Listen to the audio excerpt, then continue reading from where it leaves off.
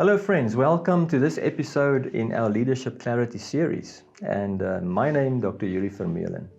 In this episode, we are going to look how Paul responded in a disrupting world. Something, of course, very relevant to us today in the 21st century, where we have this pandemic around the world, causing so much havoc and forcing us to adjust to so many new things, remote working and wearing of masks and social distancing and all sorts of new technological things that we need to try to just cope in our lives and in our work environments.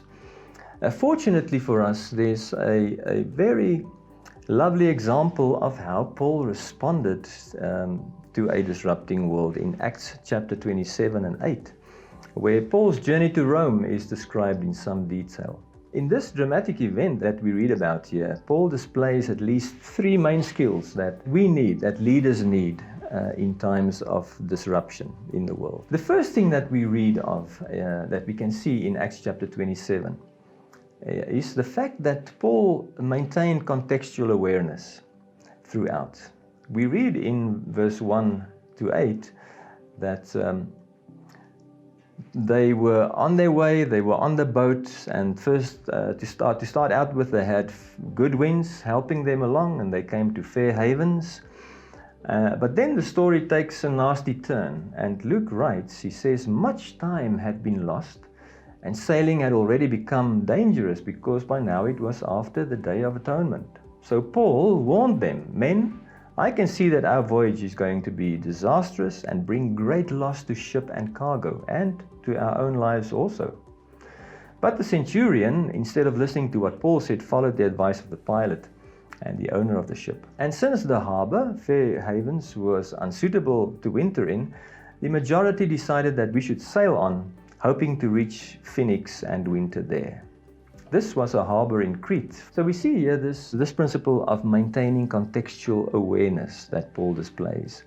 He was more attuned to his environment than even the ship's captain, the pilot, the owner, and the centurion. So he's warning them in no uncertain terms that this is going to bring disaster. He can see that already. He can see the end of this path, and he wants them to rather stay where they are and not suffer the loss and the tragedy of shipwreck and all that. The next skill that we see Paul displayed was that he maintained strategic clarity, hope, and determination. Strategic clarity, hope, and determination in this disruption that took place.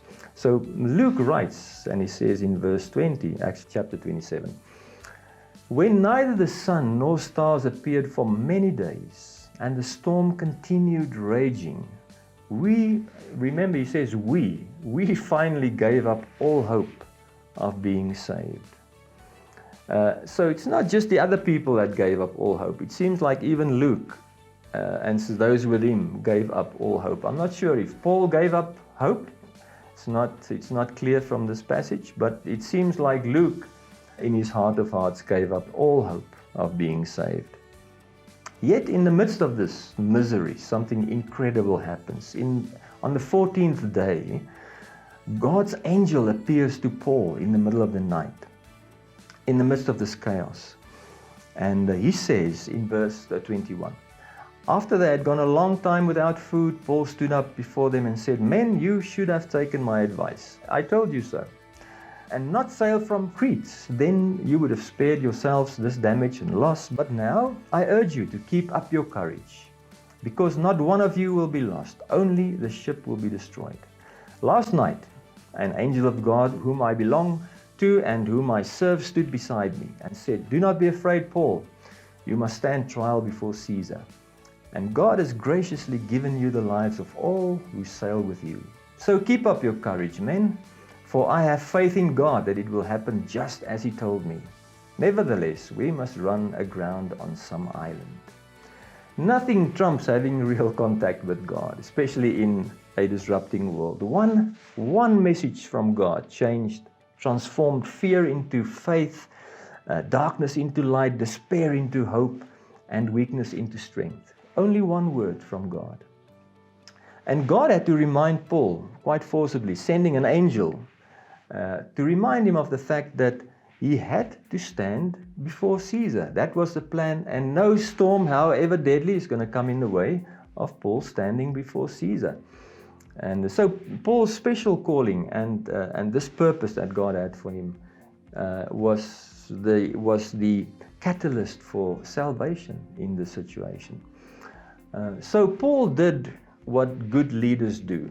They received revelation, they received clarity. So Paul lived in the circle of clarity from that point on, and that's what leaders do. They live in the circle of clarity. Because he was in that circle of clarity, seeing everything clearly, he was able to say in verse 25, "Take courage, men, for I trust in God that it will be just as I was told, but we have to run aground." So hope is a leader's currency. That's what we work with.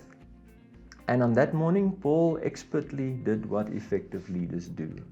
He created new hope, suddenly built resilience, explaining the world to that group of wet, scared, pathetic people.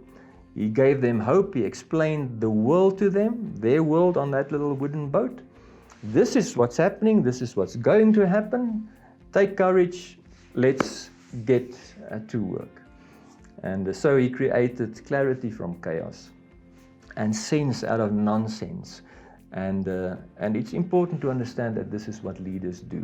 The third and last principle that we see displayed by Paul was he maintained operational agility. It says in Acts chapter 27, verse 27, it was the 14th night. They were driven along the Mediterranean by the storm. And about midnight, the sailors suspected that they were getting close to land, so they dropped a line with a weight, found the water was so deep, and later on they do the same, and they saw that it was getting shallower and shallower.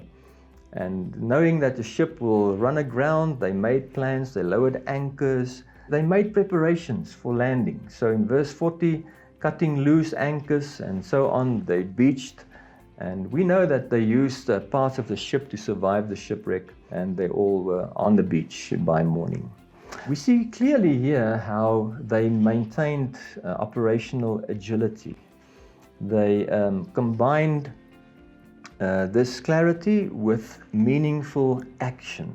And that's what we need to do as leaders. We need to maintain our clarity so that we can take meaningful action that will really make a difference. So we have to develop a strategic agility or an emergent strategic mindset, which enables us to react in real time, respond in real time to emerging forces in our environment. So they were wet, they were on the beach, they built a fire, and even then Paul was attacked by the snake, and the locals knew this was a deadly snake because they were waiting for Paul to just keel over and die.